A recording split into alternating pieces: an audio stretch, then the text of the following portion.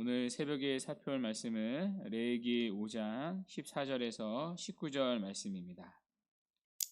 레위기 5장 14절에서 19절 말씀입니다.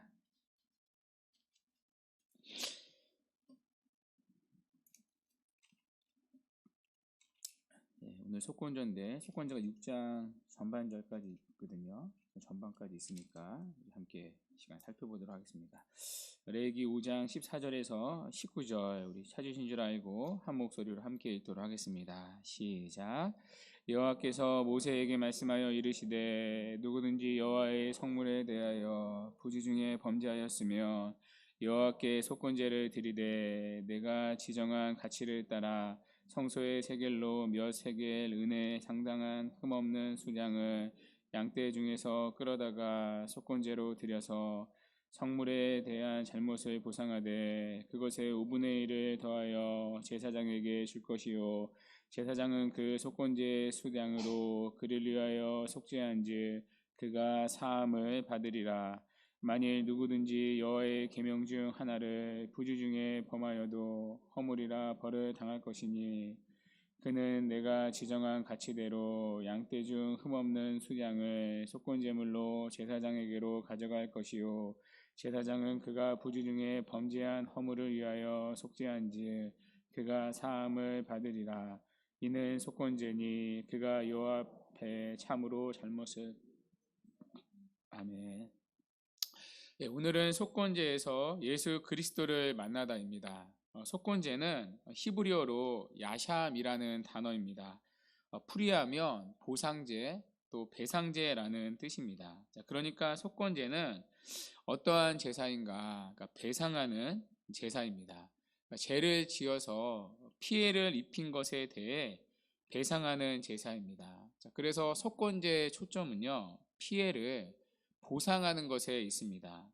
그런데 이 속건제에는 이제 두 가지 종류가 있습니다. 첫 번째는 하나님께 피해를 입혔을 때 드리는 속건제입니다. 그러니까 하나님의 것에 피해를 입혔을 때 드리는 속건제가 있습니다. 이 부분은 레위기 5장 14절부터 19절까지의 내용입니다. 두 번째는 이웃에게 피해를 입혔을 때 드리는 속건제가 있습니다. 그러니까 이웃의 재산에 피해를 입혔을 때 드리는 속건제가 있는 거죠.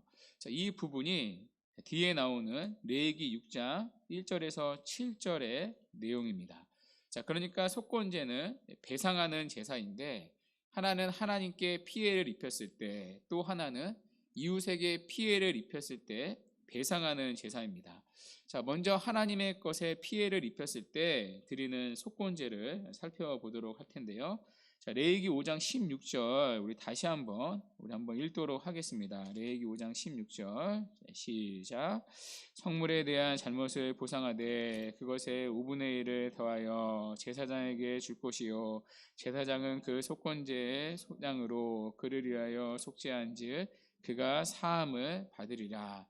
성물에 대한 잘못을 보상하되라고 말합니다. 보상, 그러니까 배상, 그러니까 속건제의 의미이죠. 여기 성물은요 하나님께 바쳐진 것을 말합니다. 하나님께 바쳐진 것은 구약에 어떤 것이 있을까요? 여기에는 이제 두 가지가 있는데요. 먼저는 하나님이 바치라고 정한 것들이 있습니다. 예를 들면 첫 열매, 11조, 초태생 이런 것들은 하나님이 바치라고 정하신 것이었습니다. 그래서 성물이 되는 거죠. 여러분 첫 열매는 아시죠? 하나님은 추수한 곡식의 첫 열매를 바치라고 하셨습니다. 하나님께 바쳐야 하니까 성물인 거죠. 또 11조도 아시죠? 11조도 하나님이 바치라고 정하신 것이었습니다. 또 초태생도 하나님이 바치라 정하신 성물입니다. 그러니까 처음 난 가축이든 처음 난 사람이든 처음 난 것은 하나님의 것으로 구별하여 드려야 했습니다. 그래서 양의 첫 새끼라든지 소의 첫 새끼라든지 염소의 첫 새끼라든지 하나님의 것으로 구별하여 드려야 했습니다. 사람의 첫 아이도요 하나님께 바쳐야 했습니다. 그런데 첫 아이는 아시다시피 나중에 레위인으로 대체가 되었죠. 그러니까 첫째를 하나님 앞에 드리지 않고 대신에 레위인이 하나님의 일을 하도록 따로 구분이 되었습니다. 어쨌든 이런 초태생 처음 난 것도 하나님이 바치라고 정하신 성물입니다. 자, 그런데 하나님이 바치라고 정하신 말고도요, 성물이 있습니다. 내가 정해서 드리는 성물입니다. 예를 들어 내가 집을 하나님께 바치겠습니다 하면 그 순간 그것은 하나님의 것 성물이 됩니다. 또 내가 어떤 땅을 하나님께 바치겠습니다 하면 그 순간 그 땅은요 하나님의 것 성물이 됩니다. 자, 그러니까 성물은 두 가지인 거죠. 하나님이 바치라고 정하신 성물, 그리고 내가 바치겠다고 정한 성물. 자, 그런데 이런 성물에 대해 죄를 지었습니다. 하나님께 바치기로 했는데 바치지 못한 거죠. 자, 그때 드리는 게 이 속건제입니다. 자, 그런데 속건제를 드리는 방법이 있습니다. 자, 어떻게 속건제를 드리는가? 자, 그 답이 5장 16절에 나옵니다. 5장 16절을 다시 한번 보시면요. 자, 성물에 대한 잘못을 보상하되 그것에 5분의 1을 더하여 제사장에게 줄 것이요. 제사장은 그 속건제의 숫 양으로 그를 위하여 속죄한즉 그가 사함을 받으리라. 먼저 피해를 입힌 값에요 5분의 1을 더해서 배상해야 합니다. 그러니까 원래 가격에 20%를 더해야 하는 거죠. 자, 그 다음에 숫 양으로 하나님 앞에 속건제를 드려야 했습니다. 예를 들면 이제 내가 집을 하나님 앞에 바친다고 약속을 했습니다. 자, 그러면 그 집은 이제 성물이 되는 거죠. 하나님께 바치기로 했으니까요. 자, 그런데 드리기로 해놓고 안 드린 겁니다. 아까울 수 있잖아요. 또 뭐 잊어버릴 수도 있고요. 자, 그때는 이제 속건제를 드리는 거죠. 자, 어떻게 드리느냐? 먼저 하나님께 피해를 입힌 값에 5분의 1을 더해서 배상해야 합니다. 그러니까 만약 그 집이 1,000만 원이었다고 치면은 1,000만 원에 20%를 더해서 1,200만 원을 드려야 하는 거죠. 자, 누구에게 드리느냐? 자, 하나님께 직접 드릴 수는 없으니까 제사장에게 드리는 겁니다. 자, 그리고 나서 수량을 잡아서 속건제를 드리는 거죠. 자, 이렇게 해서 하나님께 입힌 피해를 복구하는 겁니다. 자, 이게 하나님의 것에 피해를 입혔을 때 드리는 속건제의 내용입니다. 자, 두 번째 경우는요, 이웃에게 피해를 입혔을 때입니다. 자, 이웃의 재산에 피해를 입혔을 때 드리는 속건제가 있습니다. 이 부분은 이제 우리가 읽은 본문 뒤에 나오는 레위기 1장 6절부터 7절까지 나오는데요. 자, 레위기 6장 1절을 제가 한번 읽어볼게요. 여호와께서 모세에게 말씀하여 이르시되, 자, 밑에 2절은 우리 함께 읽어볼게요. 시작. 누구든지 여호와께 신실하지 못하여 범죄하되 곧 이웃이 맡긴 물건이나 젖다구를 속이거나 도둑질하거나 착취하고도 사실을 부인하거나. 2절부터는요 이제 이웃에 대한 이제 피해가 나옵니다. 자, 그 예로 먼저 이웃에게 맡긴 물건이나 전당물이 나옵니다. 옛날에는 이제 멀리 여행을 떠날 때요, 이제 집에 있는 기중품을 옆집에 맡기거나 내가 믿을 수 있는 사람에게 맡겼습니다. 예를 들면 다이아를 맡긴다거나 진주 목걸이를 맡기고 떠났습니다. 자, 그런데 다녀오고 났는데 내 물건을 맡아준 사람이 입을 싹 닦습니다. 나는 맡은 적이 없습니다. 나한테 언제 당신이 맡겼습니까? 그러니까 사실을 부인하는 경우가 있습니다. 그렇게 되면 맡긴 이웃에게 피해를 입히게 되는 거죠. 자, 이어서 2절을 계속해서 보시면 도둑질하는 경우도 있습니다. 이것도 이웃의 재산에 피해를 입힌 거죠. 또 착취하는 경우도 있습니다. 예를 들면 알바를 써놓고 이제 알바비를 제대로 주지 않는 거죠. 노동 착취나 임금 착취를 하는 거죠. 자, 이렇게 해놓고도 사실을 부인하는 겁니다. 나는 그런 적이 없습니다. 자, 이것도 이웃에게 피해를 입힌 거죠. 자, 또 다른 경우는 이제 3절에 나오는데요. 3절 눈으로 한번 보시겠어요? 자, 남의 잃은 물건을 죽고도 사실을 부인하여 거짓 맹세하는 등 사람이 이 모든 일 중에 하나라도 행하여 범죄하며. 그러니까 남이 잃어버린 물건을 길에서 주었습니다. 자, 길을 가다가 이제 지갑을 줍거나 시계를 주었습니다. 자, 그런데 자기는 주운 적이 없다고 시치미를 떼는 겁니다. 자, 그리고서는 이제 몰래 자기가 뒷주머니에 쓱 넣는 거죠. 그러니까 이것도 이웃에게 피해를 입힌 겁니다. 자, 그때 드려야 하는 제사가 바로 속건제라는 것이죠. 자, 그러면 자, 어떻게 속건제를 드리는가? 이웃에게 피해를 입혔을 때는 자, 어떠한 방법으로 속건제를 드리는가? 자, 하나님께 피해를 입혔을 때와 방법이 같습니다. 자, 피해를 입힌 사람에게 5분의 1을 더해서 배상을 해줍니다. 만약에 누군가의 시계를 훔쳤는데 100만 원짜리 시계를 훔쳤습니다. 자, 그러면 거기에 20%를 더해서 120만 원을 갚는 거죠. 자, 그리고 나서 하나님 앞에 수량을 잡아서 바쳐야 했습니다. 자, 이게 이웃에게 피해를 입혔을 때 드리는 속건제입니다. 자, 그러면 여기서 이런 질문이 있을 수 있습니다. 아니, 왜 사람한테 잘못한 건데 하나님에게까지 수량을 바쳐야 하는가? 그냥 물건의 5분의 1만, 물건만 5분의 1을 더해서 돌려주면 되는 거 아닌가? 왜 굳이 하나님 앞에 수량을 또 따로 드려야 하는가? 하나님의 것에 피해를 입혔을 때에는 하나님께 수량을 바치는 게 이해가 됩니다. 하나님 앞에 죄를 지은 거니까요. 하나님께 피해를 입힌 거니까요. 자, 그런데 사람에게 피해를 입혔는데 왜 하나님에게까지 수량을 바쳐야 하는가? 자, 이유는 간단합니다. 자, 모든 것이요, 하나님의 것이기 때문이죠. 다른 사람의 소유도 결국에는 하나님의 것이기 때문입니다. 자, 그래서 다른 사람에게 죄를 짓는 것도요, 하나님께 짓는 죄로 간주됩니다. 사실 모든 죄가 하나님을 향하고 있는 거죠. 자, 그래서 하나님께 피해를 입혔을 때와 똑같이 속건제를 드리는 겁니다. 먼저 피해를 입힌 사람에게 5분의 1을 더해서 보상해 주고요. 그 다음에 하나님 앞에 수량을 잡아 드립니다. 자, 여기서 우리는요, 속건제의 특징을 확인할 수 있습니다. 속건제는요, 두 가지를 함께 해야 한다는 거죠. 먼저는 피해를 입힌 사람에 대해 보상을 해야 하고요. 그리고 나서 양을 잡는 겁니다. 여기에 속건제의 특징이 있습니다. 첫 번째 특징은 피해를 입힌 사람에 대해 보상을 해야 한다는 것입니다. 다른 제사들에는요, 배상에 대한 내용이 없습니다. 그러니까 번제, 화목제, 속죄제에는요, 배상에 대한 내용이 없습니다. 오직 속건제에만 배상이 있습니다. 자, 그리고 나서 이제 수량을 하나님께 드려야 했습니다. 이게 두 번째 특징인데요. 자, 제물을 드리는데 수량만 바쳐야 했습니다. 그러니까 다른 제사들은요, 다양한 짐승을 바칠 수 있었었죠. 자, 그런데 속건제 제물은 수량 한 가지밖에 없습니다. 그러니까 제물을 딱 수량으로만 제한을 했습니다.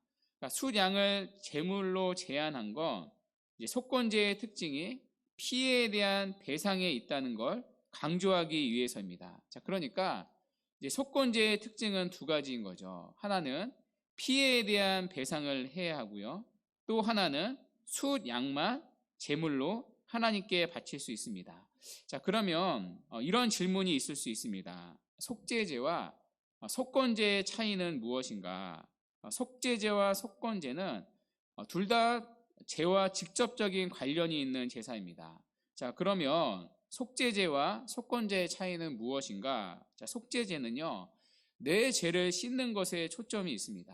그러니까 내가 죄를 지으면 내가 내 죄로 부패합니다. 내가 내 죄로 오염됩니다. 자, 이게 바로 어제 속죄제를 드렸던 이유였죠. 그러니까 속죄제는 내 죄를 씻는 것에 초점이 있습니다. 그러니까 초점이 죄를 씻어야 하는 나에 있는 거죠. 나에게 초점이 있는 게 속죄제입니다. 자, 그런데 속건제는요, 내가 죄를 지어서 피해를 입힌 상대방에게 초점이 있습니다. 그러니까 내가 죄를 지으며 나에게만 문제가 생기는 게 아닙니다. 그러니까 내가 죄를 지으면요, 내 죄 때문에 피해를 입는 대상이 분명히 있습니다. 예를 들면 내가 다른 사람의 것을 훔쳤습니다. 그러면 그 사람은 그만큼 경제적인 손실을 입게 되는 거죠. 경제적인 손실뿐만이 아니라 정신적으로도 손상을 입게 됩니다. 이처럼 한 사람의 죄는요, 다른 사람에게 피해를 입힐 수밖에 없습니다. 자, 그래서 죄를 짓고 나서 나는 죄를 용서받았어, 그렇게 속죄제로 끝나는 문제가 아닙니다. 나는 속죄제로 내 죄가 용서받아서 그렇게 끝나는 문제가 아닙니다. 내 죄로 피해를 입힌 사람에게도 배상을 해줘야 합니다. 그러니까 죄의 값을 배상해 주어야 합니다. 그러니까 물건을 훔쳤으면 그 물건을 훔쳐가 죄의 값을 배상해 줘야 합니다. 자, 그래야 피해를 입힌 사람과 온전한 관계에 회복이 있게 됩니다. 자, 그게 바로 속건제를 드리는 이유인 거죠. 자, 그래서 죄를 지었을 때는 속죄제만 필요한 게 아니다. 그러니까 내가 죄를 지어서 피해를 입힌 대상에게도 죄의 값을 배상해야 한다. 그래야 관계에 회복이 있다. 자, 그게 바로 속건제의 의미입니다. 자, 그러면 이 속건제와 예수님은 어떻게 연결이 되는가? 자, 예수님이 우리의 속건 제물이 되십니다.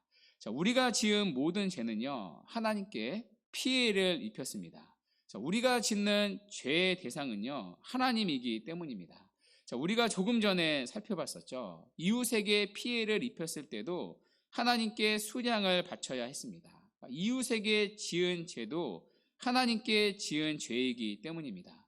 그러니까 우리가 짓는 모든 죄가 하나님께 짓는 죄입니다. 자, 그래서 우리가 짓는 모든 죄는요, 하나님께 피해를 입히게 되었습니다. 하나님께 피해를 입혔기 때문에 피해를 입힌 만큼 죄의 값을 하나님께 배상해 주어야 합니다. 자, 그래야 하나님의 진노가 풀리고요, 하나님의 공의가 만족됩니다. 자, 그래야 하나님과의 관계가 회복됩니다.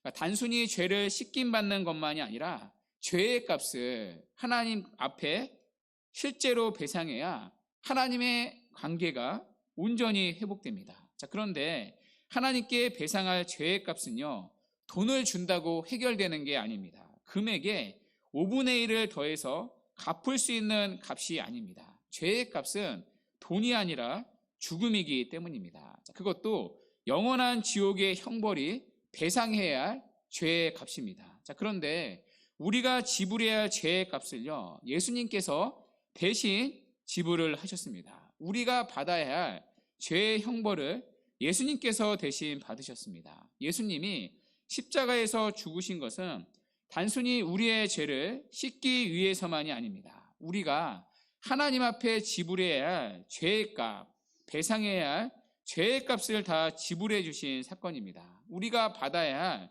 죄의 형벌을 십자가에서 대신 다 갚으신 사건입니다. 자, 그래서 예수님은 우리의 속건 제물도 되십니다. 자, 그 증거가 바로 이사야서 53장인데요.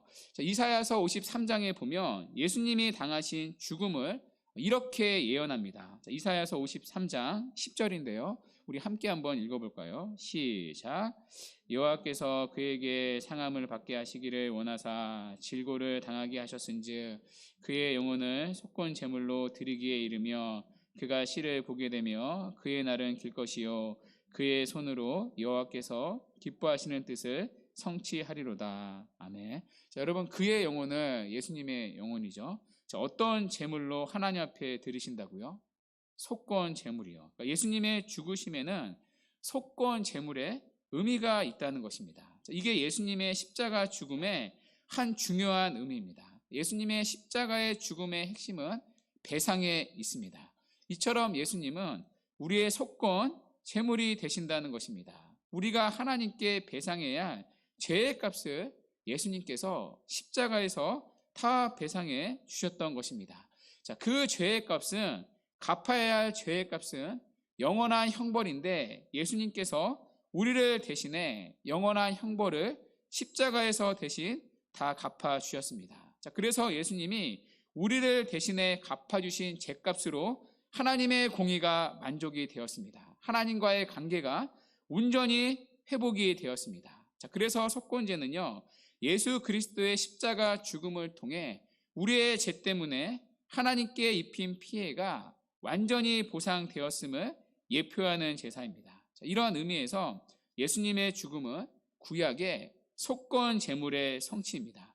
자, 그리고 이 속건제는요, 2차적으로 믿는 신자에게도 적용됩니다. 자, 우리가 이웃에게 피해를 입혔을 때는 피해를 배상해 주는 삶을 살아야 한다는 것입니다. 배상해 준다는 말은요, 그에 따른 용서를 구하고요, 그리고 그 사람이 당한 피해를 회복시켜 주는 삶을 살아야 한다는 것입니다. 자, 우리들은 기독교의 신앙을 오용하는 경우가 있습니다. 예수 믿기 전에는 누군가에게 잘못하면 잘못한 것 때문에 미안해 하기라도 합니다. 자, 그런데 예수님 믿고 나서는 이제 뻔뻔해질 때가 있습니다. 이 죄를 하나님 앞에 가지고 나가서 용서를 받았다라고 생각하기 때문입니다. 그걸 꼬집어낸 영화가 아주 오래전에 나온 그 밀양이라는 영화 아닙니까? 아시죠? 그 감옥에 잡혀 들어간 유괴범이 자기는 감옥에서 하나님께 용서를 받았다고, 아니 그 피해자는 용서해 주지 않았는데 용서해 주려고 마음 먹고 왔는데 자기는 하나님 앞에 다 용서받았다고, 그러니까 피해자 앞에서 뻔뻔한 모습을 보이지 않습니까? 그러니까 기독교의 용서를 오해한 거죠. 그건 기독교의 신앙이 아닙니다. 사실 오늘의 속건제를 제대로 이해하지 못한 거죠.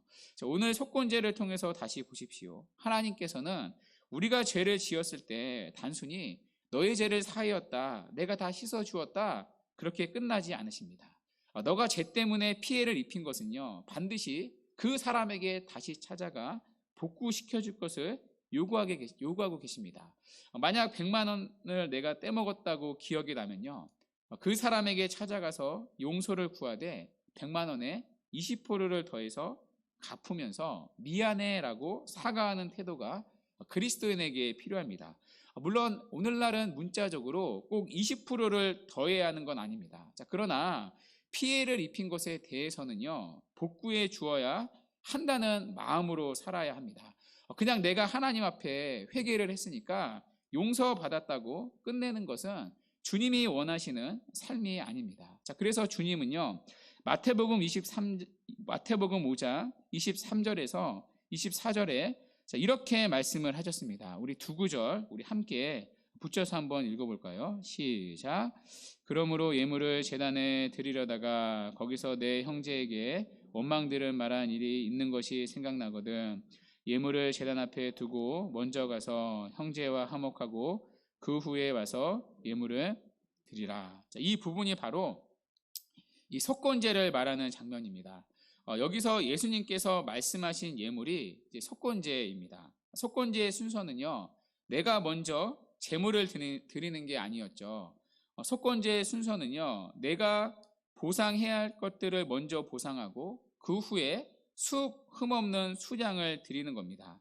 그래서 23절에 내가 누군가에게 원망들을 일이 생각난다는 것은요, 내 죄 때문에 누군가가 피해를 입었다는 것입니다. 그런데 그걸 모르고 있다가 하나님 앞에 예물을 드리러 갔는데 생각이 났던 거죠. 그러면 어떻게 해야 하는가?